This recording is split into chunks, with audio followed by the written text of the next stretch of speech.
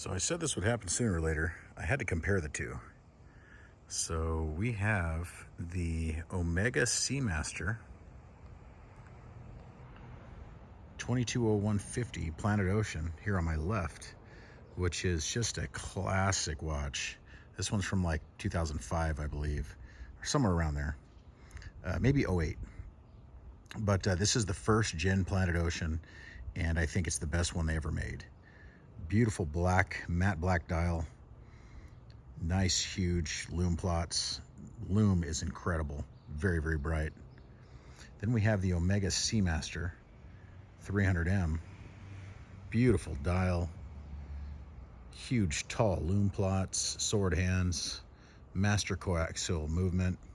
So this has got the full balance bridge, 35 joules, I believe, or 39 joules, something like that.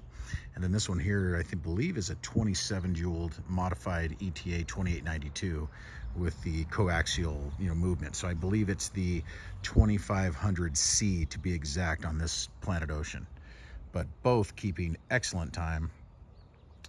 And I haven't had any problems with timing or anything on either of these watches.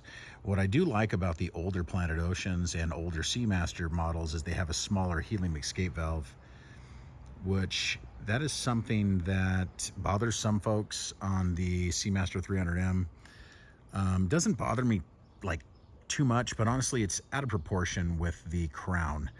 The crown is bigger compared to the older models, but if you look at that reverse cupcake, it doesn't look right to me. I think after wearing it for a while, I really think it should be more proportioned, like it is here on the Planet Ocean. But the Planet Ocean has really nice proportions, nice size crown. See how the crown is a little bit bigger than the helium escape valve. That's the way it should be. So this has the opposite. It looks like it has a bigger helium escape valve than the crown. I know that's a minor thing, but it does kind of bother me. The Planet Ocean, the clasp tapers down to probably about 16 millimeters. There's no taper on the Seamaster. It's a 20 through and through all the way. So you're talking 20 millimeter at the lug, all the way, or at the case, all the way to the bracelet, which is quite big. If you have other watches in rotation like this Seamaster, Planet Ocean and some others, you can really tell the difference. I mean, it's really nice to have the taper. It really is. And I'm not knocking the blue Seamaster here. I really love it, but it's just, I think that it's nice to have a taper. And something else to compare is the Planet Ocean here, first gen. It's a 50-hour power reserve. This Seamaster here is only a 55-hour power reserve, which has a totally improved, upgraded movement. So I think something that Omega needs to do is on the new Seamasters, when they come out, they need to put a taper on the bracelet. They need to change the crowns, and they also need to up the power reserve to probably 70 hours. I mean, Tudor has 70 hours. Omega needs 70 hours.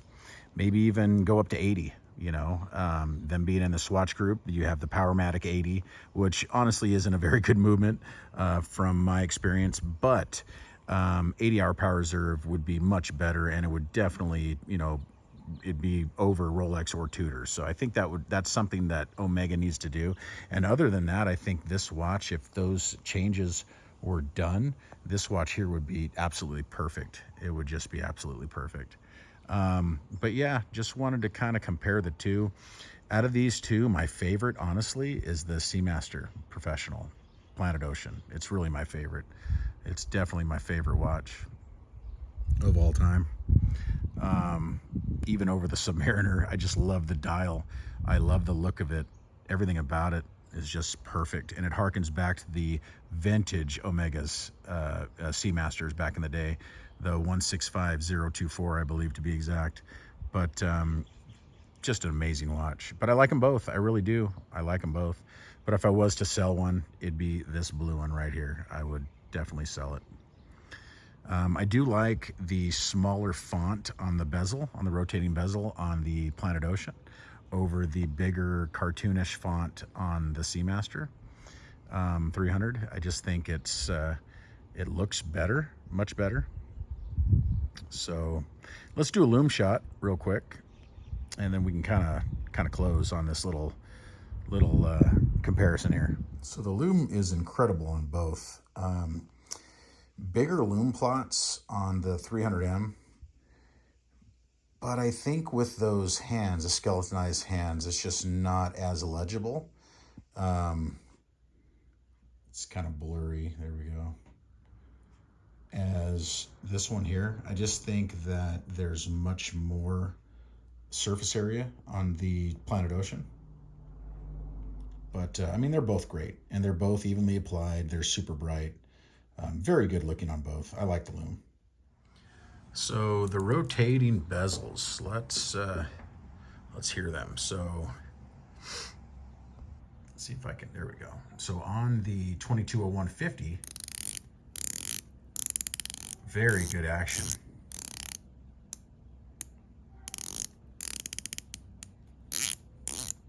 Really like this action. Oops, go back around. Now on the 300M,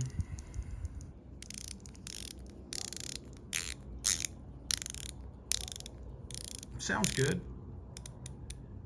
A little harder to grip with the scallop. I like the teeth on the Planet Ocean. Oops. And see, it is easier to turn on the Planet Ocean. But you know, that's been the design of this watch. It's had the scallop since the beginning, since they first came out in 1993. So that's just how they are. And it's a beautiful watch, don't get me wrong, I love it. I mean, look at the movement. This is a gorgeous movement.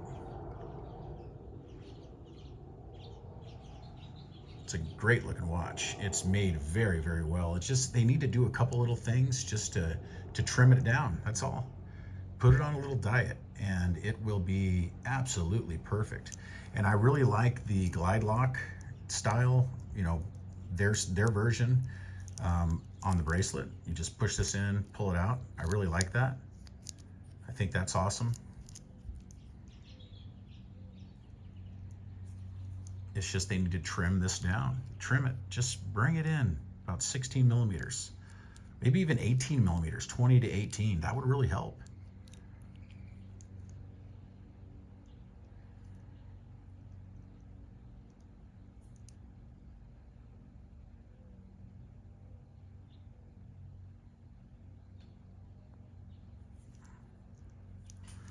It's a gorgeous watch though, it really is. But honestly, I think this one takes the cake.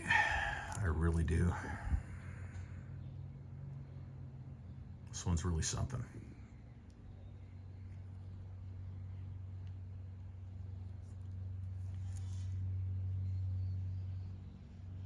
It's a good looking watch. I love that case back.